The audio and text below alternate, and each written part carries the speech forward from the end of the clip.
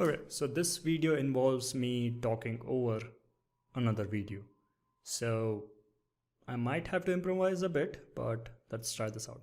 So right now what I did, I plugged in a roughness layer to control my roughness globally, and I created a layer that's being driven by my AO to have a bit darkishness around my AO so I can see what's going on when I switch to my channel, which is base color. So as you can see, I can see what's going on beneath it, and my AO describes where my secondary shapes are. So I'm starting with a peach tone, and I'm changing the lights to see if it's working fine in every case.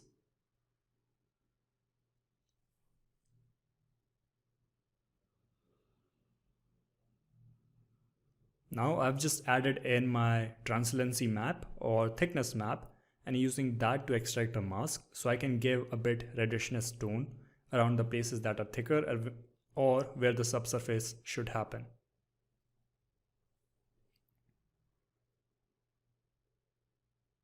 Just cleaning up my thickness map, making sure it's not going in the places where it's not supposed to.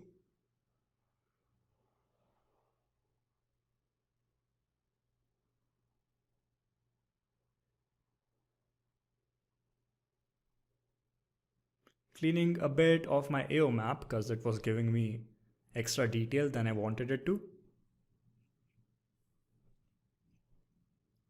Then I'm starting things with red and painting in the red areas. I've decreased my substance screen size so you guys can see the reference I'm using and what I'm trying to break from it.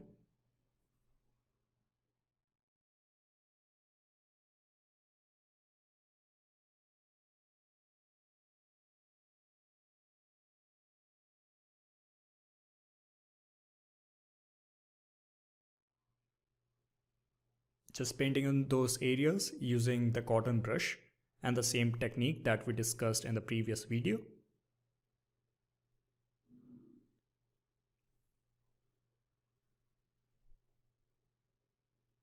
Now adding the yellows and painting in the areas that might be close to the bone.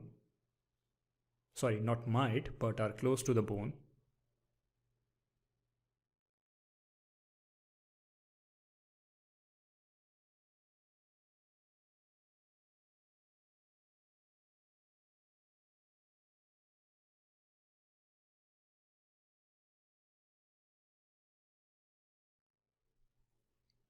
Trying to blend those things in.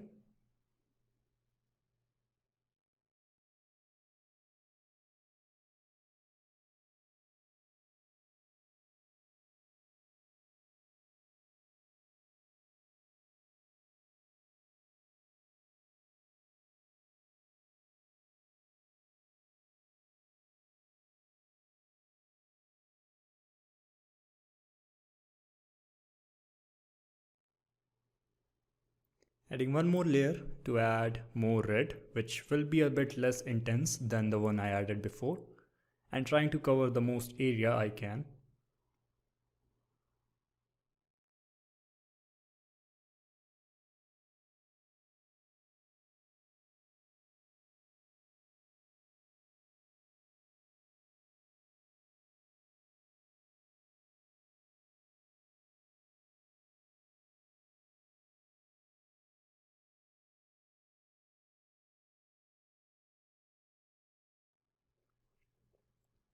So this one is more of a blending yellow than adding the bones.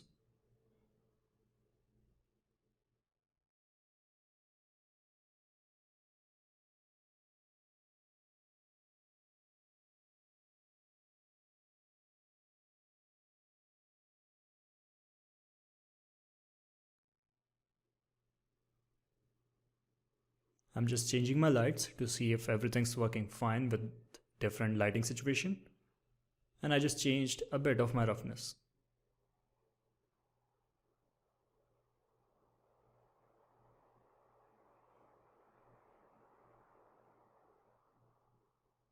Then as discussed in the last one, instead of painting blue, I'm painting in gray tone and I will decrease down those opacity to get a bit bluish tone, which you're gonna see just now.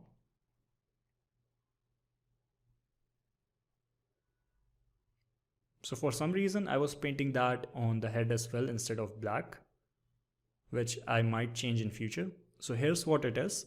It's giving us a bit bluish tone instead of gray.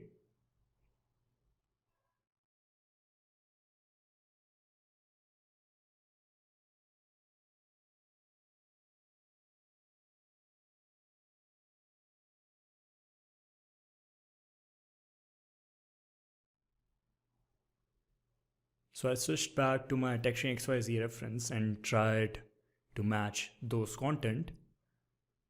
I kinda like to keep my nose a bit reddish, which gives it a more stylized look, which is not the ideal way, but it makes it look more appealing.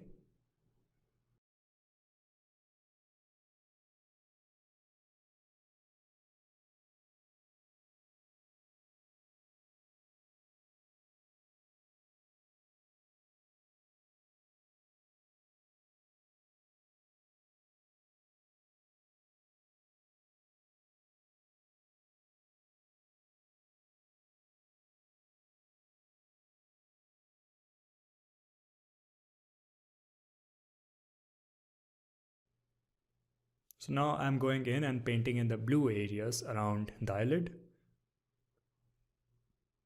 making them a bit desaturated.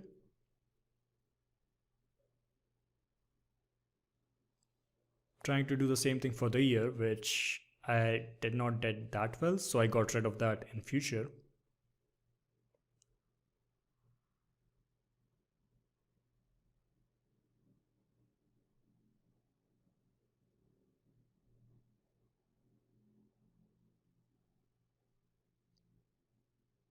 Just combining all of those, and that will be our starting point for skin.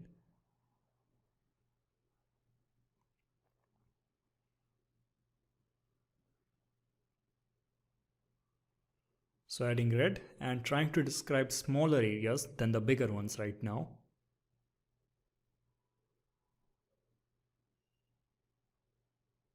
That is a bit orangish tone. You might see me just change it to a bit red in a few minutes.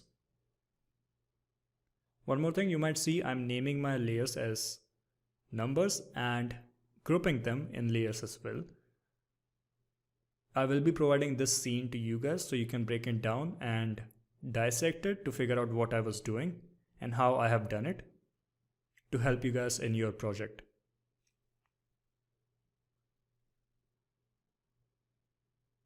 So just painting in the red around the cheeks.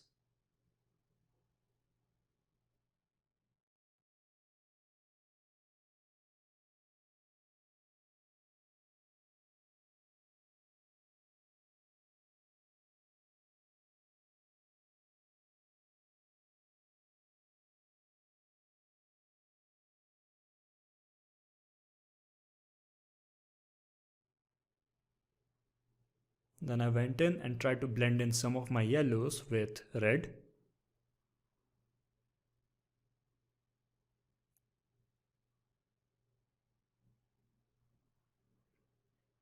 Changing in lights again to see how it's reacting.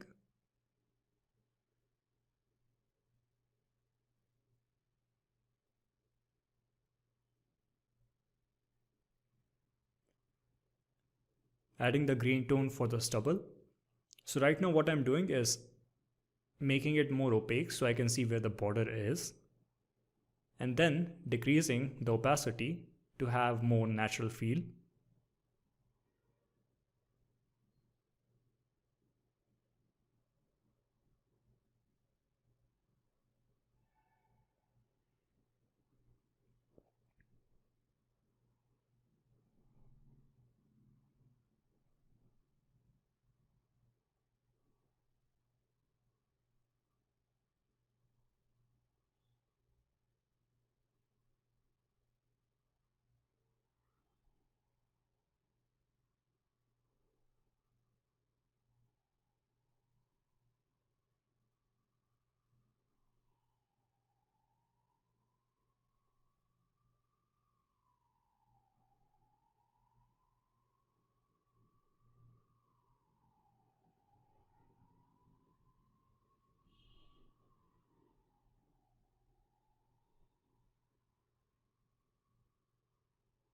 Changing my lights again to see what it's doing.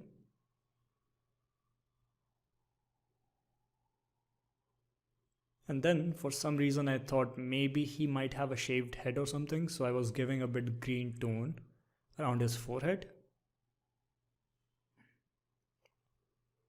which I think I kinda replaced it with a complete bald head later on.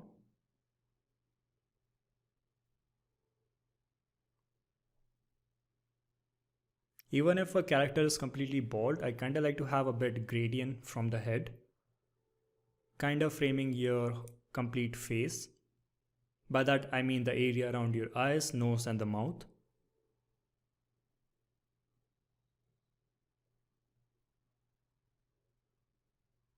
So now I was trying to add in subsurface to see how it's reacting with subsurface on.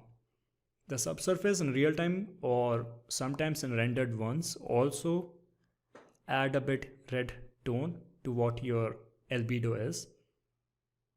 So sometimes I like to desaturate my albedo after finishing it, so it works better with the engine, but most of the cases that works fine. Adding a bit yellow around the neck.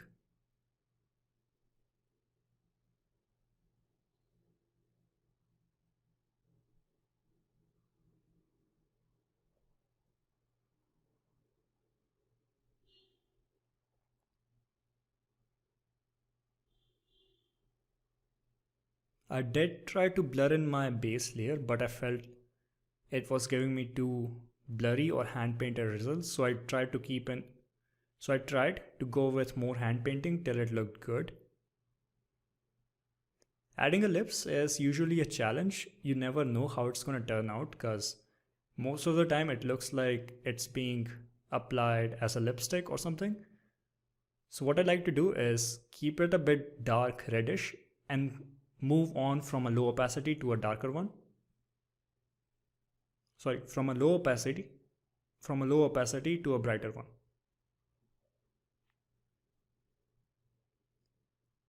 Lips are not completely flat red. They have a bit of purple tone on it or sometimes pinkish, which we will do that in the next video. So I guess this is about the time where Camtasia crashed on me. So in few minutes you might see me stop the video and bring it back again, where nothing much will be missed. So I'm adding more on the eyelids.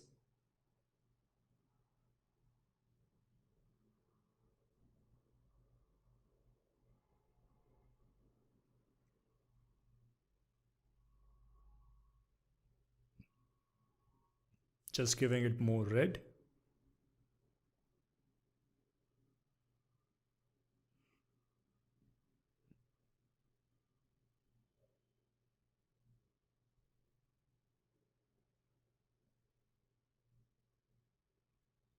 And adding more of those tone in my nose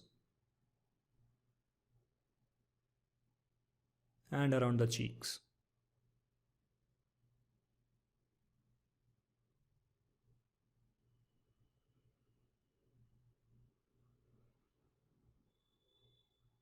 I'm just tapping it in as like a cotton in real life sculpture.